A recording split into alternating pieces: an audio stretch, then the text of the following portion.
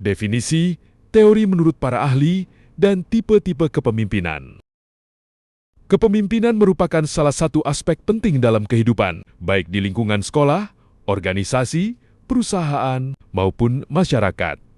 Kehadiran seorang pemimpin dibutuhkan untuk mengarahkan anggota, mengambil keputusan, menyelesaikan masalah, dan mencapai tujuan bersama. Kepemimpinan yang baik dapat meningkatkan semangat kerjasama, produktivitas, dan keberhasilan suatu kelompok. Pada video ini akan dibahas mengenai definisi kepemimpinan, teori kepemimpinan menurut beberapa ahli, serta berbagai tipe kepemimpinan yang sering diterapkan dalam kehidupan sehari-hari.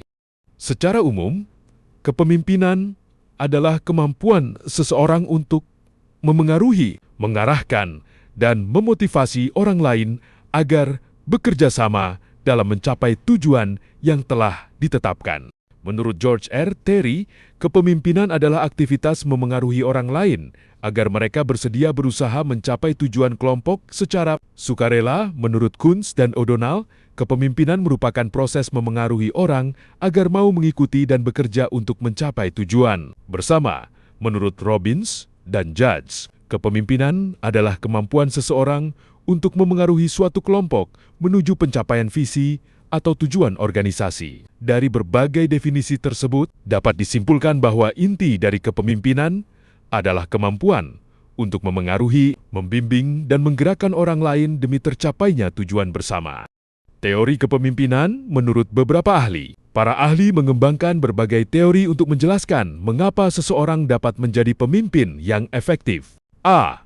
Teori sifat trait theory, teori sifat berpendapat bahwa pemimpin memiliki karakteristik tertentu yang membedakannya dari orang lain.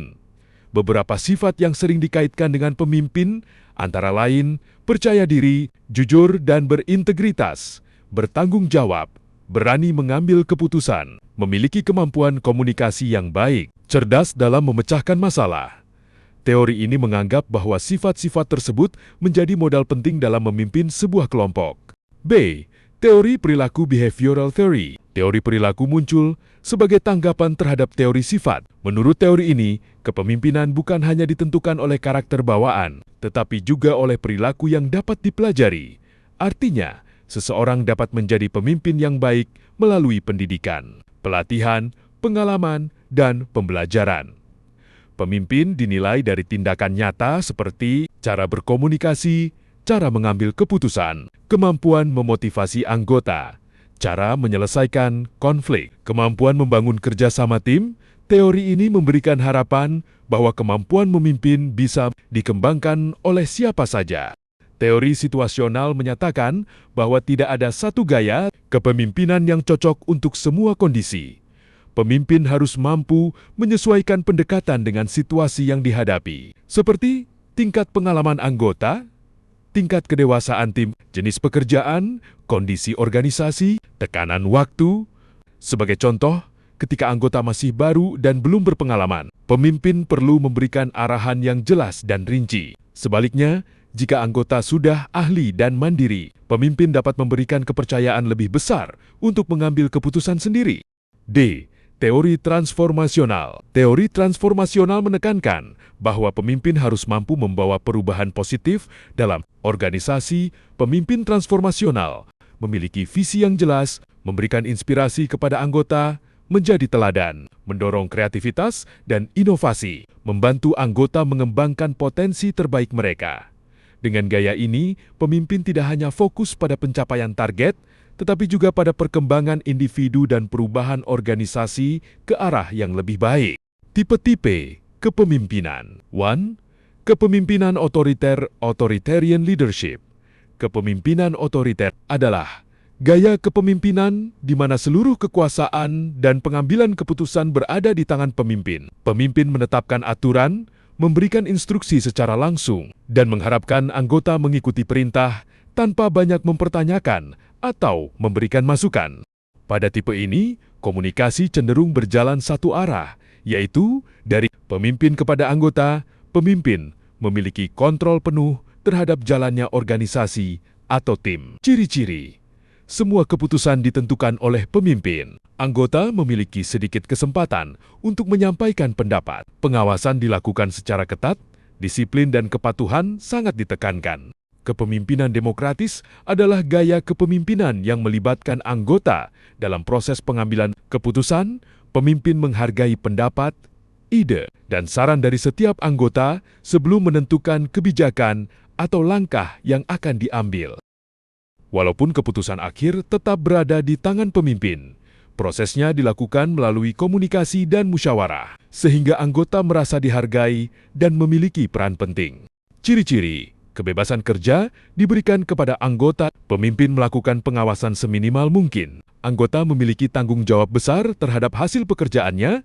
Inisiatif individu sangat dihargai. Kepemimpinan laissez-faire, free rein, leadership. Kepemimpinan laissez-faire adalah gaya kepemimpinan yang memberikan kebebasan luas kepada anggota untuk mengatur pekerjaan dan mengambil keputusan sendiri. Pemimpin berperan sebagai fasilitator yang menyediakan dukungan apabila diperlukan, tetapi tidak banyak melakukan campur tangan. Gaya ini didasarkan pada kepercayaan bahwa anggota memiliki kemampuan dan tanggung jawab yang cukup untuk menyelesaikan tugas secara mandiri. Ciri-ciri kebebasan kerja diberikan kepada anggota. Pemimpin melakukan pengawasan seminimal mungkin. Anggota memiliki tanggung jawab besar terhadap hasil pekerjaannya. Inisiatif individu sangat dihargai.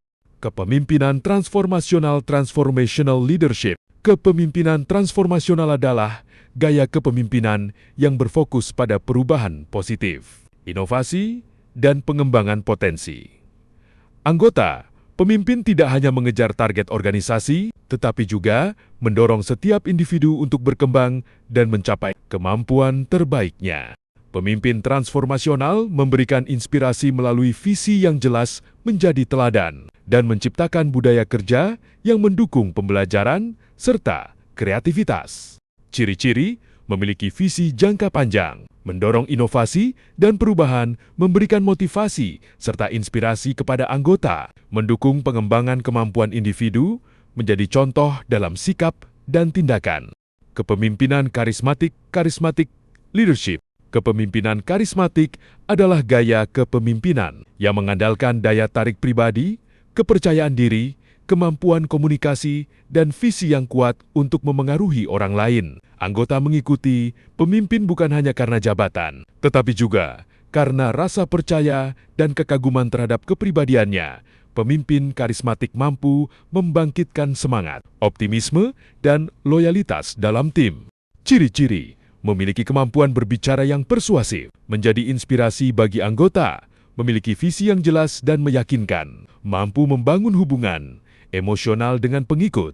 Kesimpulan, setiap tipe kepemimpinan memiliki karakteristik, kelebihan, dan kekurangan masing-masing. Kepemimpinan otoriter cocok untuk situasi yang membutuhkan keputusan cepat. Kepemimpinan demokratis efektif dalam membangun partisipasi dan kerjasama. Kepemimpinan laissez-faire sesuai bagi tim yang mandiri dan berpengalaman. Kepemimpinan karismatik unggul dalam menginspirasi dan memotivasi orang lain. Sedangkan kepemimpinan transformasional sangat tepat untuk mendorong perubahan, inovasi, dan pengembangan potensi anggota.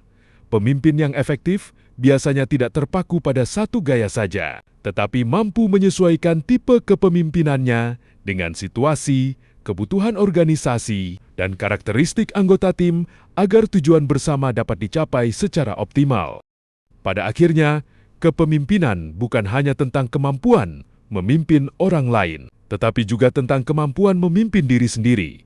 Seorang pemimpin yang baik harus memiliki integritas, mampu mendengarkan, bersikap adil, serta berani bertanggung jawab atas setiap keputusan yang diambil.